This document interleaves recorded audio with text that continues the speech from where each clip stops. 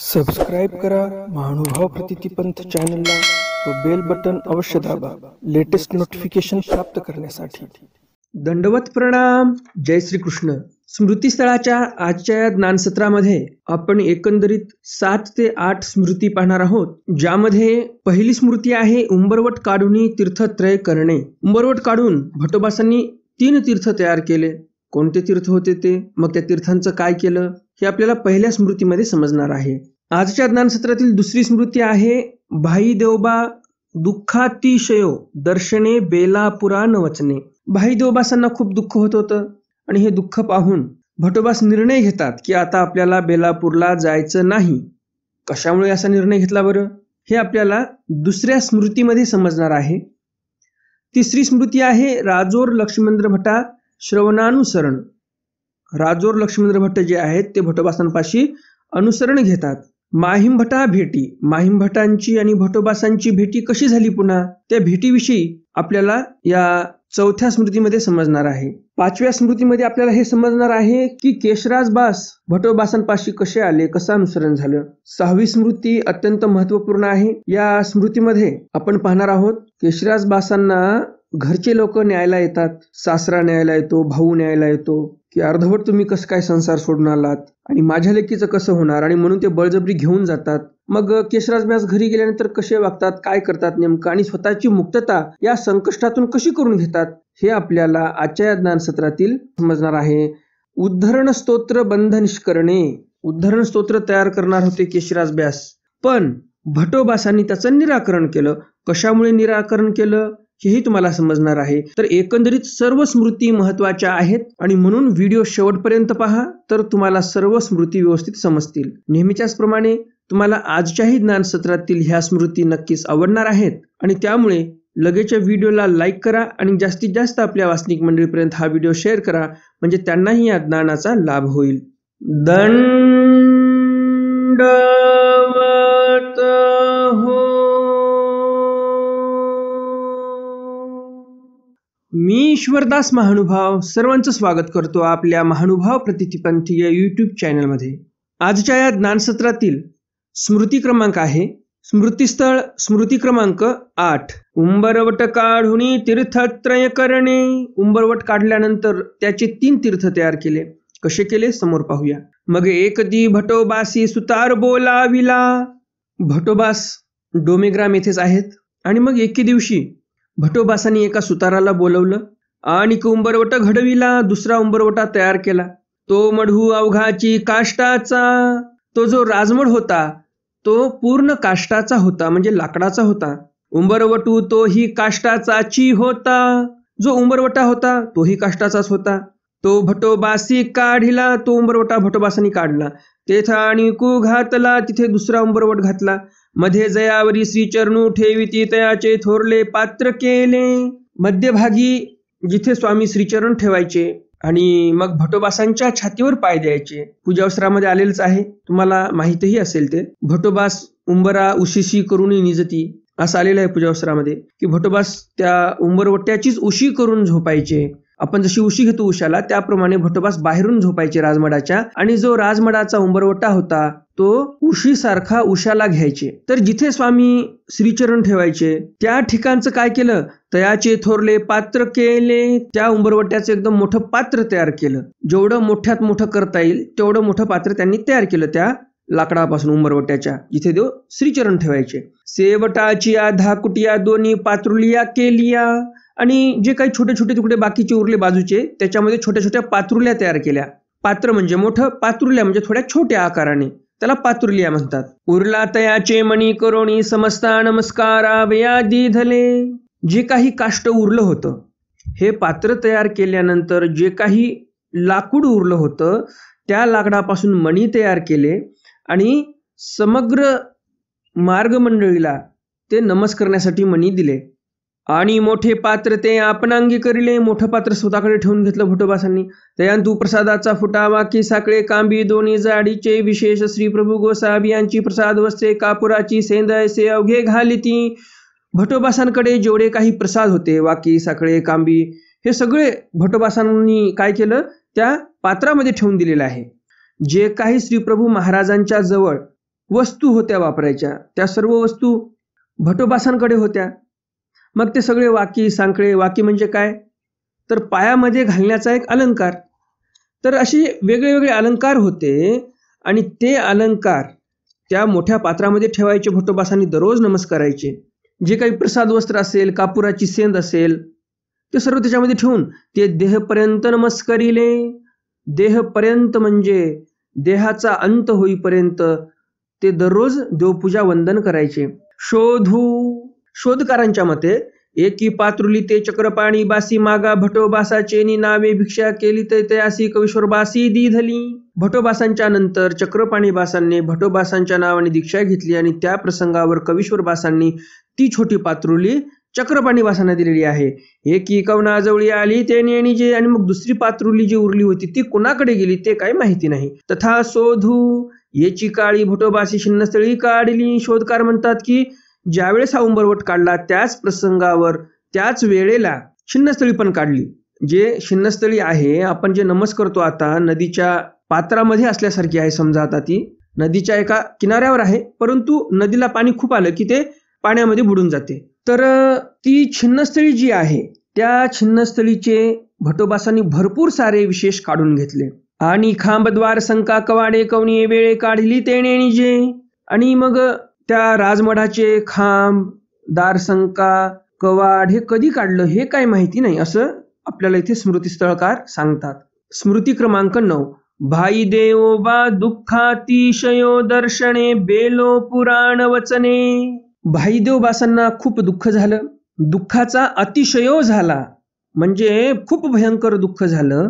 आणि असं दुःख पाहिल्यानंतर भट्टोबास बेलापूरला जात नाहीत. बेलापूरला जाण्याचं रद्द करतात. कशामुळे रद्द करतात समोर पाहूया. मग एकदी भटोबासी निगता म्हणितले, आता बेलोपुरा जाईजेल तरी भाई देवाचे देह जाईल. भटोबासांनी पाहिलं भाई देवांची काय परिस्थिती आहे, खूप दुःख करत आहेत. मागच्या ज्ञानसत्रामध्ये आपण पाहिलं भाईदेवबासांनी तो चिरा पूर्ण चाटून चाटून साफ केला. तोंड सोलून गेलं, जीभ पण सोलून गेली. मग हे भाईदेवबास एवढे दुःख करत आहेत हे भटोबासांनी पाहिलं. आणि मग ते काय म्हणतात की आता जर आपण बेलापूरला गेलो आणि ते स्थान दाखवले की या स्थानापासून देव उत्तर पंथे गेले तर भाईदेवाचं देह जाईल, म्हणजे हे जीवन जगू शकणार नाहीत, मरून जातील लगेच. आणि म्हणून बेलापूरला न गेलेलं बरं, असं भटोबास म्हणतात. एकी वासना, एका महानुभावांच्या मते पिकेवरुणी म्हणितले, ज्यावेळेस त्यांनी पीक चाटली तिथं त्या चिऱ्यावरची त्यावेळेसच भटोबास असे म्हणतात. म्हणून न वचतीची तेथुनीची मुरडले. म्हणून न वचतीची म्हणजे बेलापूरला ते गेलेच नाही. तेथुनीची मुरडले म्हणजे डोमेग्राम वरूनच ते परत फिरले. स्मृती क्रमांक 10. राजोर लक्ष्मेंद्र भटा श्रवणानुसरण. राजोरकर लक्ष्मेंद्र भट्ट जे होते त्यांनी काही श्रवण केलं भटोबासांपासून आणि अनुसरणही घेतलं. एकुदी राजोर लक्ष्मेंद्र भटासे भटोबासांचे दर्शन झाले, कवणेपरी ते नेणीजे. एके दिवशी राजोरकर लक्ष्मेंद्र भटांना भटोबासांचं दर्शन झालं. कवणेपरी हे नेणीजे, कोण्या प्रकारे कोण्या प्रसंगावर दर्शन झालं हे काही माहिती नाही. तयाशी श्रवण झाले, भटोबासांनी काही निरूपण केलं. भिक्षा केली, लगेच भटोबासांजवळ या राजोरकर लक्ष्मेंद्र भटांनी भिक्षा केली म्हणजे दीक्षा घेतली. पूर्वी बघा काय शब्द होता दीक्षेला किंवा अनुसरणाला, तर भिक्षा केली हा शब्द वापरायचे. दीक्षा कोणी म्हणायचं नाही, तर भिक्षा केली म्हणायचे. कारण काय तर भिक्षुकाची व्याख्या करताना आपले पक्षकार म्हणतात भिक्षा करू रिगाला तो भिक्षू. जो भिक्षा करतो त्यालाच भिक्षुक म्हणावं असं आपले पक्षकार सांगतात. पक्षकार म्हणजे काय साधारण माणसं नाही आहेत बरं का. ज्यांनी ब्रह्मविद्येची बांधणी केली, आचारस्थळ, विचारस्थळ, लक्षणस्थळ, माळका, महावाक्य, दृष्टांत यांच्यावर सविस्तरपणे टीका तयार केल्या, पक्ष तयार केले, व्यवस्थित बांधणी केली, असे ते विद्वान पंडित. महंती असली म्हणजेच व्यक्ती मोठा असतो असं नाही. हे पक्षकार म्हणजे खूप मोठे.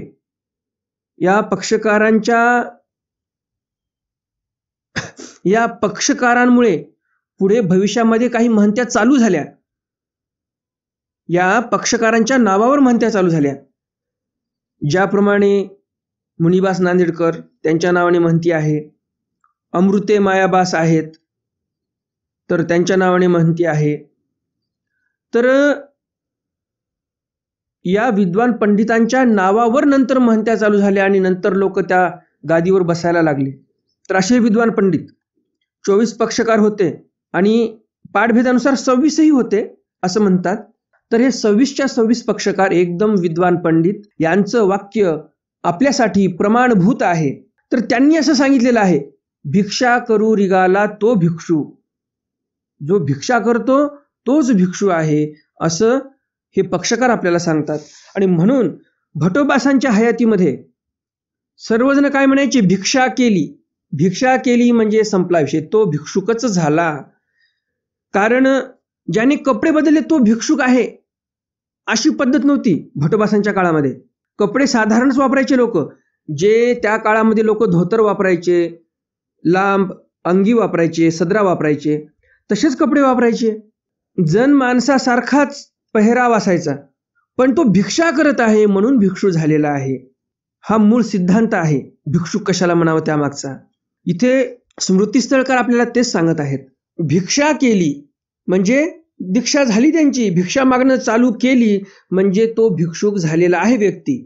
मग तया राजोरकर लक्ष्मीधर बायसे म्हणती. फार विद्वान पंडित हे राजोरकर लक्ष्मीधर भट. म्हणजे लक्षण स्थळामध्ये सर्वात जास्त पक्ष लक्ष्मीधर भटांचेच आहेत, एवढे विद्वान पंडित हे. मग तेही भटोबासा विद्यमान पुढा आचार विचार लक्षणे केली. मग राजोरकर लक्ष्मीधर भटांनी भटोबास विद्यमान असतानाच भटोबासांच्या समोरच आचार विचार लक्षणे केली. म्हणजे लक्षण स्थळामध्ये तर भरपूर सारे यांचे पक्ष आहेत, सर्वात जास्त यांचे पक्ष. त्याचबरोबर आचार स्थळामध्ये पण यांचे पक्ष आहेत, विचार स्थळामध्ये पण पक्ष आहेत. तर यांच्या विद्वत्तेनुसार यांनी स्वामींच्या वचनाचा सविस्तर अर्थ केलेला आहे, जो अर्थ तुम्हीही अभ्यासता आणि आम्हीही अभ्यासतो. प्रकरणीची लक्षणे केली भटोबासा पुसपुसो. पुन्हा लक्ष्मीधर भटांनी प्रकरणीची लक्षणे पण केलेली आहेत. सर्व काही आचार विचार लक्षण प्रकरणीची लक्षणे हे सर्व जे काही त्यांनी शास्त्रामध्ये भरीव योगदान दिलं त्यांच्या विद्वत्तेनुसार, ते सर्व भटोबासांना पुसपुसो म्हणजे विचारून त्यांनी सर्व वचनांचे अर्थ जे आहेत ते लावलेले आहेत. आणि आचार विचार लक्षणामध्ये यांचे भरपूर सारे पक्ष जे आहेत ते भटोबासांच्या मार्गदर्शनाखालीच तयार झालेले पक्ष आहेत. स्मृती क्रमांक 11. माहिमभटा भेटी. माहिमभटांची आणि भटोबासांची भेट झाली. शोधकारांच्या मते भटोबास गंगा तीरा निगता समय ईश्वर नायके व्यवहारूला विला तयाची कन्या आपला विवाह करू नाही दिदला. तेने कारणे माहिमभट्ट मागा राहिले. देऊळवाडा व्यवहारा सांगितला. ईश्वर नायक निरुत्तर केले. भटोबास गंगा तीरला निघाले. पण भटोबास ज्यावेळेस रुद्धपुरून गंगा तीराला निघत होते त्याच वेळेला ईश्वर नायकांनी काय केलं की श्री प्रभू महाराजांनी ठरवलं होतं माझ्या मुलीसोबत लग्न करायचं. मग आता आम्हाला पण माझ्या मुलीसाठी काहीतरी हिस्सा द्या तुमच्या प्रॉपर्टी मधला, काय न्याय निवाडा आहे तो आमचा करा, असं ईश्वर नायक म्हणतात. तयाची कन्या आपला विवाह करू नाही दिला. श्री प्रभू महाराजांनी विवाह करण्याचं ठरवलं, नंतर प्रवृत्ती बदलली, नंतर म्हणे आम्हाला विवाह करायचा नाही. तर विवाह तर झाला नाही, मग आता द्यायचं कसं यांना, मग आता यांना प्रॉपर्टीमध्ये हिस्सा कसा द्यायचा. आणि त्यामुळे माहिमभट्ट देऊळवाड्याला गेले तिथे न्याय निवाडा करण्यासाठी. तिथे ईश्वर नायकाला निरुत्तर केलं माहिमभट्टांनी. एवढे विद्वान पंडित, ते काय आटपणार होते का या ईश्वर नायकामुळे? नाही. तर बरोबर त्यांनी निरुत्तर केलं ईश्वर नायकाला. आणि एक दुसरी गोष्ट सांगू इच्छितो तुम्हाला. ईश्वर नायकाची जी मुलगी होती त्या ईश्वर नायकाच्या मुलीने पुन्हा जीवनामध्ये दुसरं लग्न केलं नाही. पहिलंच लग्न तर झालं नव्हतं, परंतु तिला वाटलं श्रीप्रभू महाराज लग्न करणार आहेत, त्यांनी इच्छा प्रगट केली, नंतर इच्छा बदलली. तरी पण ईश्वर नायकाच्या मुलीने जे ठरवलं की आता श्रीप्रभू महाराज माझे पती आहेत, लग्न हो न हो विषय तर झाला तसा, तर ईश्वर नायकाची मुलगी पुढं आजीवन अविवाहित राहते, दुसरं लग्न करत नाही आणि तसाच जन्म धाडते. तर असे जे ईश्वर नायकाच्या मुलीप्रमाणे जे भक्त असतात त्यांनाही पुढच्या जन्मामध्ये नक्कीच परमेश्वर ईश्वर प्राप्ती देत असतात. मग त्यांना पुढच्या जन्मामध्ये विषय प्रेम होईल, त्याच्या पुढच्या जन्मामध्ये चौकळीकेचं प्रेम होईल आणि मग ईश्वर प्राप्तीला जातील. पण यांनी जे इथे एकात्मता दाखवलेली आहे, एक अनन्य भाव दाखवलेला आहे श्री प्रभू महाराजांविषयी, त्या अनन्य भावामुळे परमेश्वर अवतार त्यांना नक्कीच ईश्वर प्राप्ती देणार हे ठरलेलं आहे. पाठभेदानुसार काय म्हणतात, गोसावियांची प्रवृत्ती काही कवना जाणतली जात असे, एकी वासना वाटा दीधला. माहीभट्ट म्हणतात, श्री प्रभू महाराजांची प्रवृत्ती कोणी जाणू शकते का? आज हो म्हणले उद्या नाही म्हणतील, त्यांची प्रवृत्ती आहे ते. आणि एकी वासना एका महानुभावांच्या मते माहीभट्ट म्हणतात काही हरकत नाही, जाऊ द्या, या ईश्वर नायकाला हिस्सा देऊन टाका. आणि माहीभट्ट ईश्वर नायकाला एक हिस्सा देऊन टाकतात. मग माहीभट्ट मागोनी गंगातीरा आले, औसे तेथची राहिली. मग नंतर माहीभट्ट गंगातीरला आले, परंतु औसा तिथेच राहिली. मग माहीभट्टा भटोबासा गंगातीरी भेटी झाली. माहीभट्टांची आणि भटोबासांची गंगातीर प्रांतामध्ये भेट झाली. स्मृती क्रमांक 12. केशोबासा भेटी अनुसरण केशिराज बास. केशोबास म्हणजे कोण? केशराज बास. तर केशराज बासांची आणि भटोबासांची भेट झाली आणि केशराज बासांनी लगेच तिथे अनुसरण घेतलं. केशोबास ते कवणी गावीचे हे नेणिजे. केशोबास कोण्या गावचे होते हे माहिती नाही. पापदंडी रामपुरीचे, एकी वासना पापदंडी रामपुरीचे ते होते असं एक महानुभाव म्हणतात. ते विद्वांस व्याख्याते, एकदम विद्वान पंडित. व्याख्याते म्हणजे व्याख्यान करणारे, पोथी वाचणारे. एक दी ते भटोबासा पासी आले, एके दिवशी ते भटोबासांपाशी आले. भिक्षा केली. भटोबासा थोर पडी येती. भटोबासांना खूप पडी येती म्हणजे भटोबासांना केशोबास आवडायचे, कारण विद्वान होते, देवधर्म करायचे. भटोबासांच्या सन्निधानी राहिले. भटोबासांच्या सन्निधानामध्ये केशराजबास राहायला लागले. मग आता त्यांच्यावर पुढे कसं अनिष्ट येते, काय संकष्ट येते ते समोर पाहूया. तथा सबंधी सबंधू प्रदानी माझा केशव सुख योगींद्र म्हणणे. सबंधियाकडे गेले असताना पण केशराज व्यास कसे चांगले राहिले त्या संदर्भामध्ये भटोबास त्यांचा उल्लेख करतात की हे माझे सुखयोगींद्र आहेत. म्हणजे द्वापार युगामध्ये व्यासांचा मुलगा शुकदेव जसा एकदम अखंड ब्रह्मचारी होता तसा माझा केशव आहे असं भटोबास म्हणतात. मग एक दी केशोबासांची संबंधी ऐकून न्यावे आली. भाऊ गोपाळ देव आणि सासरे से प्रतिकूलत्वे नेओ आले. मग एके दिवशी केशराजबासांना नेण्यासाठी त्यांचे संबंधी आले. त्यांचा भाऊ गोपाळ आला, सासरे आले. प्रतिकूलत्वे म्हणजे खूप मनामध्ये राग होता. काही झालं तरी भांडण करणं हो, मारामाऱ्या हो, काही हो, केशराजाला तर वापस आणायचं असा सासराही म्हणतो आणि असा त्यांचा भाऊही म्हणतो. केशोबासा ते नेले जबरदस्ती. भिक्षा सांडवू आदरली, तुझी तू भिक्षा सोडून टाक असं त्यांनी सांगितलं. तर ते काही केली या संडतीची, ते त्यांचं व्रत सोडायला तयार नव्हते केशराज व्यास. मग तेही अशी के विद्वांस बोलविले. मग त्या सासऱ्याने त्याच्या भावाने जवळपासचे सर्व विद्वान पंडित बोलवले की करा आमच्या केशराजासोबत चर्चा आणि याला हरवून टाका. चर्चा करविली. एकीकडे एकटे केशराजबास बसले सभेमध्ये चर्चा करण्यासाठी आणि एकीकडे सर्व विद्वान पंडित प्रश्नाचा भडीमार करण्यासाठी केशराजबासावर आणि त्यांना निरुत्तर करण्यासाठी. चर्चा चालू झाली. तेही ते निरुत्तर केले. एकटे केशराजबास सर्व विद्वान पंडितांना पुरून उरले आणि सर्व विद्वान पंडित निरुत्तर करून टाकले, म्हणजे हरवून टाकले त्या विद्वान पंडितांना. मग विद्वांसही हात झाडिले. विद्वांस लोक जे आले होते, विद्वान पंडित ब्राह्मण लोक चर्चा करण्यासाठी, ते सर्व हात झाडत निघून गेले की आपल्या हाती काही लागलं नाही, केशराजबास काय कोणाला आठवत नाहीत. हे आम्हा जिनवतीना, ते सर्व विद्वान पंडित म्हणतात की केशराजबास आमच्याकडून जिंकल्या जाणार नाहीत, आम्ही यांच्यावर विजय प्राप्त करू शकत नाही शास्त्रार्थ चर्चेमध्ये. आता याची ब्राह्मणी आते जिनेल. मग ते विद्वान पंडित काय करतात, कपटी डाव खेळतात की म्हणतात आमच्याकडून तर काय झालं नाही, आता तुम्ही काय करा, या केशराजबासाच्या ब्राह्मणीला सांगा, या केशराजबासाची ब्राह्मणी म्हणजे पत्नी तेच यांना जिंकू शकते. तरी जिंकती, पत्नीकडून जिंकल्या गेले तर ठीक आहे, नाहीतर मग काय खरं नाही. आता हे दोघे एका घरांत कोंडावी. यांनी काय सांगितलं, या दोघांनाही केशराजबासांना आणि त्यांच्या पत्नीला एका खोलीमध्ये कोंडा. मग कोंडलं. ती जी बाजेवर निजती तरी ते खाली निजती, ती खाली निजती तरी आपण बाजेवर निजती. केशराजबास बाजेवर निजायचे तर पत्नी ही वर जायची झोपायला. मग ते पत्नी वर आली झोपायला की केशराजबास जमिनीवर झोपायचे. मग पत्नी खाली आली झोपायला की केशराजबास उठायचे, बाजावर झोपायचे. असं त्यांचं रात्रभर चालू. या परी रात्री जाये. असंच खाली झोप वर झोप, खाली झोप वर झोप, यामध्येच रात्र निघून जायची. दिवसा गंगेकडे जाती, दिवस निघाला की गंगेकडे जायचे. तीर्थदृष्टीची राखणे घाली ती. सासरा 4 लोकांना तिथे पाळत ठेवायला सांगायचा. केशोबास गंगे विजन करीती. गंगेच्या तीरावर विजन करायचे केशराजबास. तेथ रत्नमाळा स्तोत्र करीती. तिथे बसून त्यांनी काय केलं, रत्नमाळा स्तोत्र तयार केलेला आहे.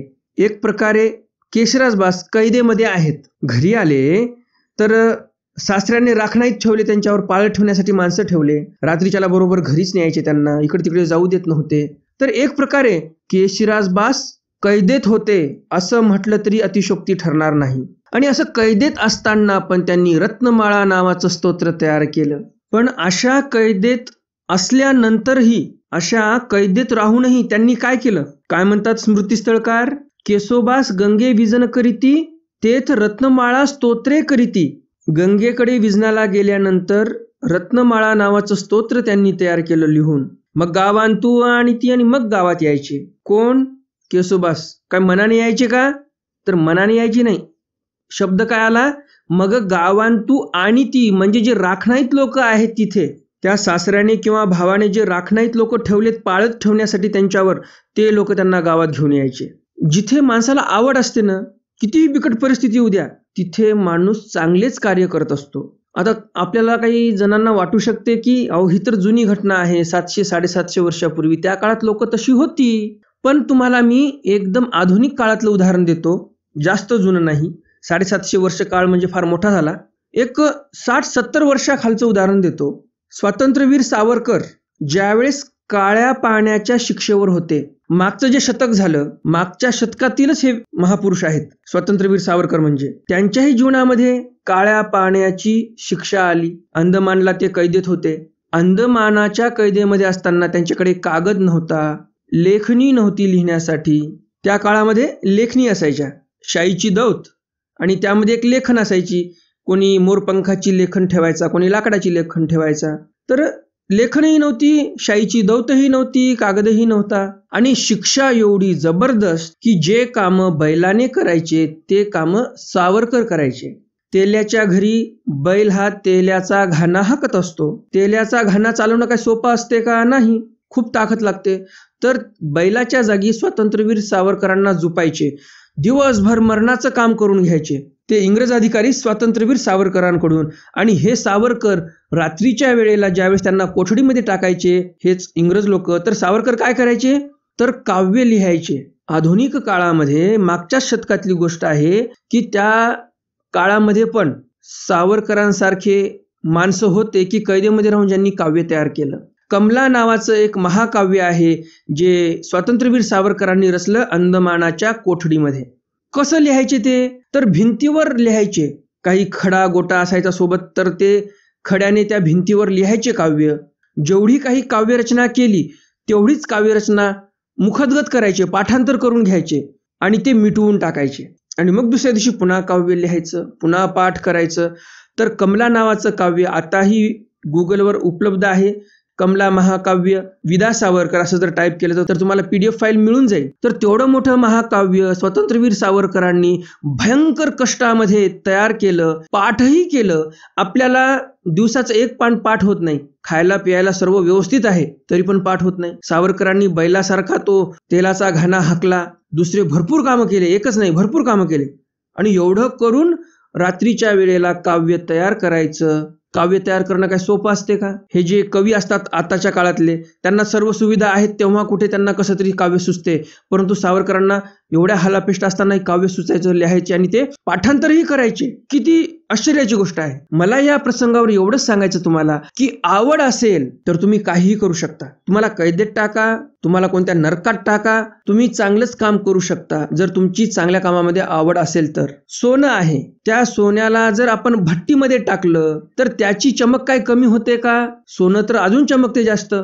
त्याप्रमाणे सावरकरांचं होतं, त्याचप्रमाणे केशोबासांचं पण होतं. केशोबास एवढ्या कैदेमध्ये आहेत तरी पण इथे त्यांनी रत्नमाळा स्तोत्रासारखं काव्य तयार केलं. सोनं ज्याप्रमाणे कुठेही टाका त्याची चमक कमी होत नाही. सोन्याला तुम्ही चिखलात टाकलं म्हणून काय सोन्याची चमक कमी होते का? नाही, सोनं तर चमकणारच. सोन्याला तुम्ही भट्टीमध्ये टाकलं म्हणून काय सोन्याची चमक कमी झाली का? नाही, सोनं अजून चमकणार जास्त. तर केशोबासांचं जीवनचरित्र, केशोबासांचं व्यक्तिमत्व सोन्यापेक्षा काही कमी नव्हतं, किंबहुना सोन्यापेक्षा कितीतरी पटीने जास्तच होतं असं म्हणावं लागेल. इथे कैदेत आहेत, भयंकर प्रसंग आहे त्यांच्यावर, तरी पण मदनावर विजय प्राप्त करून हे इथे काव्याची निर्मिती करत आहेत. तर स्मृतिस्थळकार म्हणतात की संध्याकाळी पुन्हा गावात आणायचे त्यांना. या परिसात 5 दिवस झाले, पुन्हा घरी आणलं की 30 खोली, त्याच खोलीमध्ये दोघांना कोंडायचे. रात्रभर मग केशोबास वर झोपायचे बाजवर, पत्नी आली की खाली झोपायचे, खाली पत्नी आली की पुन्हा बाजवर झोपायचे. बाजावर पत्नी आली की पुन्हा खाली जमिनीवर झोपायचे. रात्रभर हेच चालायचं. 7-5 दिवस झाले. केशिराजबास बिलकुल डगमगले नाही. याला म्हणतात निश्चयाचा महामेरू, बहुता जनासी आधारू. याला म्हणतात निश्चयाचा महामेरू. खरंच निश्चयाचे महामेरू होते केशिराजबास म्हणजे. समर्थ रामदास स्वामींनी तयार केलेला हा श्लोक आहे. निश्चयाचा महामेरू, बहुता जनासी आधारू, अखंड स्थितीचा निर्धारू, श्रीमंत योगी. असा उल्लेख त्यांनी शिवाजी महाराजांविषयी केलेला आहे की शिवाजी महाराज पण निश्चयाचे महामेरू होते, बहुता जनासी आधार होते ते, आणि अखंड स्थितीचा निर्धार होता त्यांचा. शिवाजी महाराजांचा कसा निर्धार होता? अखंड निर्धार होता की मला हिंदवी स्वराज्य स्थापन करायचं म्हणजे करायचं. तर असा अखंड स्थितीचा निर्धार केशिराज व्यासांचा पण आपल्याला इथे दिसून येतो. आणि असे ते श्रीमंत योगी होते. केशिराज बास पण काही गरीब होते का? तर श्रीमंत योगी होते. आणि छत्रपती शिवराय पण काय साधारण होते का? तर ते पण श्रीमंत व्यक्ती होते. कसा विरोधाभास दिसतो ना आपल्याला इथे. श्रीमंत आहेत आणि योगी पण आहेत. इथे आपल्याला विरुद्ध धर्म दिसतात शिवाजी महाराजांच्या ठिकाणी पण. योगी आहे आणि श्रीमंत आहे की नाही विरोधाभास? तर शिवाजी महाराजांचं व्यक्तिमत्वच तसं होतं. आणि म्हणून समर्थ रामदास स्वामींनी अगदी बरोबर त्यांचं स्तुतिस्तवन केलेलं आहे या काव्यामध्ये. तर असो, केशिराज व्यास हे तर कैवल्य दुर्ग सर करणारे श्रीमंत होते आणि योगी तर होतेच ते, कारण इथे आपल्याला प्रसंग सर्व दिसत आहे तसा. तर 7-5 दिवस असे काढले केशिराज व्यासांनी. 7 आणि 5 15 दिवस म्हणू शकता, किंवा 7-5 दिवस सरळ सरळ अर्थ पण आपण घेऊ शकतो. मग ब्राह्मणी म्हणते आता यासी जाओ द्या. पत्नीच म्हणते शेवटी की आता यांना जाऊ द्या. आता हे योगी झाले, आता हे योगी झालेले आहेत. याचे मज पाप लागत असे, हे जर असंच चालू राहिलं तर मीच कोण्यातरी नरकात जाऊन सडायला लागेल, अशी पत्नी म्हणते.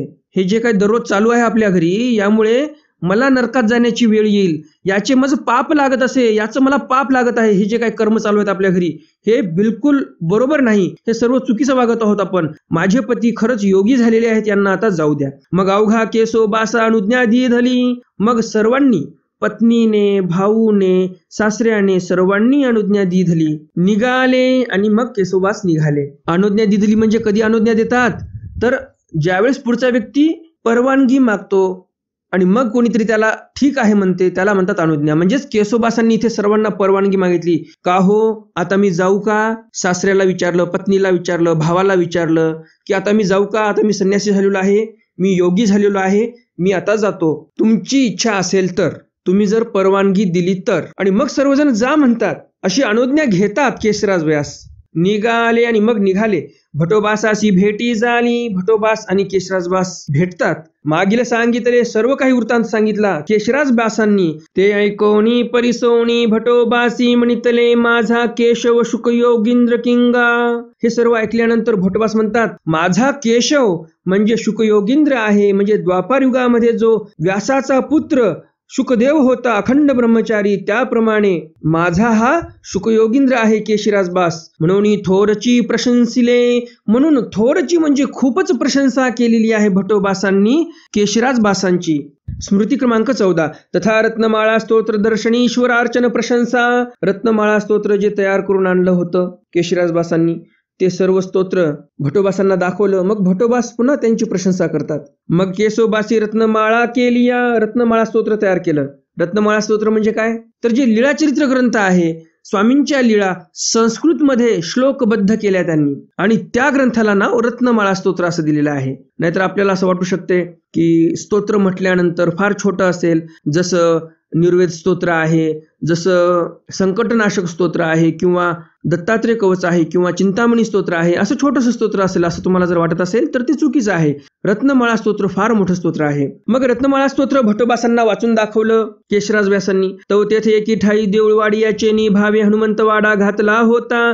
त्या रत्नमाळा स्तोत्रामध्ये एके ठिकाणी हनुमंतवाडा हा शब्द टाकला होता. वास्तविक पाहता तिथे देऊळवाडा हा शब्द असायला पाहिजे होता, परंतु चुकीने केशिराजबासाकडून काय झालं की देऊळवाड्याच्या ऐवजी हनुमंतवाडा हा शब्द आलेला होता. तो ऐकोनी भटोबा असे म्हणतील तो हनुमंत नव्हे किंगा तो देऊळवाडा. मग भटोबा म्हणतात केशराज बासांना की तुम्ही जो हनुमंतवाडा लिहिला त्या ठिकाणी देऊळवाडा टाका शब्द, कारण तो हनुमंतवाडा नव्हता तर देऊळवाडा शब्द आहे. भले केले केसवदया. आणि मग भटोबास म्हणतात एवढी चूक सुधारून घ्या, बाकी ग्रंथ फार चांगला झालेला आहे. गोसावियाची अमोघ लीळा बांधलिया तुआ वाक पुष्पी ईश्वरार्चन केले. आणि मग भटोबास केशराज बासांना म्हणतात की केशराजा तू खूप चांगलं काम केलं, स्वामींच्या अमोघ अशा लीळा तू बांधलेल्या आहेत श्लोकामध्ये. तुवा वाक पुष्पी ईश्वरार्चन केले. भटोबास म्हणतात केशराजांना की तुम्ही वाक पुष्पांनी ईश्वराचं अर्चन केलेलं आहे, ईश्वराचं पूजन केलेलं आहे, अशी स्तुती भटोबास केशराज बासांची करतात. तर अशा प्रकारे आजच्या या ज्ञानसत्रामध्ये आपण जवळजवळ 8 स्मृती पाहिलेल्या आहेत. या 8ही स्मृती तुम्हाला नक्कीच आवडल्या असतील. आणि अजून जर तुम्ही या व्हिडिओला लाईक केलं नसेल तर लगेच या व्हिडिओला लाईक करा आणि जास्तीत जास्त आपल्या वाचनिक मंडळीपर्यंत हा व्हिडिओ शेअर करा, म्हणजे त्यांनाही या ज्ञानाचा लाभ होईल. आजच्या ज्ञानसत्रातील प्रश्न आहे भटोबासांनी कोण्या उंबरवटाच्या पात्रुल्या आणि पात्र केले? तो मढ कोणता होता?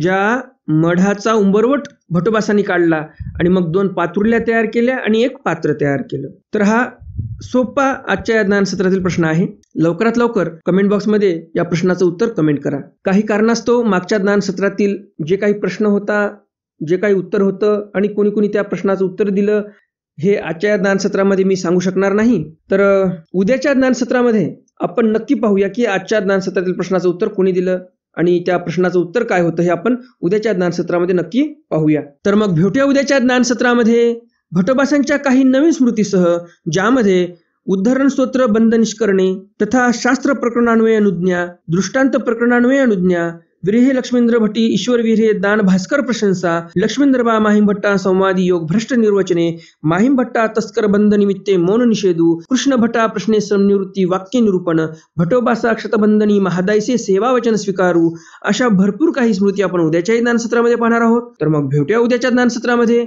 भटोबासांच्या काही नवीन स्मृतीसह. तोपर्यंत दंडवत प्रणाम. जय श्रीकृष्ण. दंड